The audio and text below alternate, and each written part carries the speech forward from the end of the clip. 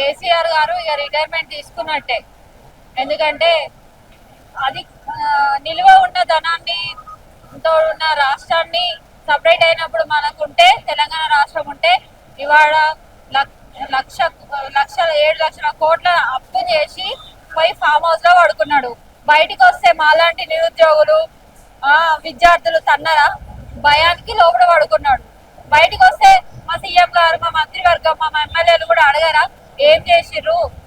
7 లక్షల కోట్లు అప్పు చేసి కొడుక్కి 1 లక్ష, బిడ్డకు 1 లక్ష, అల్లుడికి 1 లక్ష, ఆయనకు 1 లక్ష, వాళ్ళ చుట్టాలకు 1 లక్ష లెక్క పంచుకదిని ఇలా రాష్ట్రాన్ని అప్పుల పాలు చేసి ఇంకా పథకాలని అమలు చేయట్లేదు అని చెప్పేసి నిన్న మొన్న కొడుకు ఒక్కొక్క జిల్లాకి తిరుగుకుంటూ ప్రచారం చేస్తున్నాడు.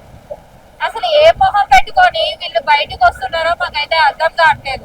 10 సంవత్సరాలు అధికారం ఇస్తే ఒక్క రోజు కూడా ఒక రైతులు కానీ, నిరుద్యోగులు కానీ, ఒక మహిళలు కానీ కలవని ఈ కుటుంబ సభ్యులకి ఆయన అధికారం పోయింది, మళ్ళీ అధికారంలోకి రావాలి, 4 సంవత్సరాల తర్వాత మళ్ళీ అధికారంలో రావాలనే ఒక భ్రమలో ఇలా ప్రజలు వీళ్ళని నమ్ముతారేమో అన్న భ్రమలో వీళ్ళు ఇలా రోడ్డెక్కి ఆ జిల్లా ఓను, ఈ జిల్లా ఓను రెచ్చగొట్టడానికి, రైతులను రెచ్చగొట్టడానికి, విద్యార్థులను రెచ్చగొట్టడానికి బాగా ప్రయత్నం చేస్తున్నారు. కానీ ఇలాంటి ప్రయత్నాలు ఎవ్వరు పట్టించుకోవట్లేరు. వాళ్ళ మాటలు కూడా వినే స్థాయిలో లేరు. అసలు జనాలు స్టూడెంట్స్ కూడా వినట్లేరు, రమ్మన్నా రావట్లేరు, మాట్లాడదామన్నా కానీ టైం ఇవ్వట్లేరు. ఎందుకంటే వీళ్ళ పరిపాలన అంత అరాచకంగా ఉండే. ఇవాళ తండ్రి కేవలం ఫామ్ హౌస్ కి ఎందుకు అంకితమై ఉన్నాడు అంటే ఆయన చేసిన పాపాలు అన్ని ఇన్ని కావు.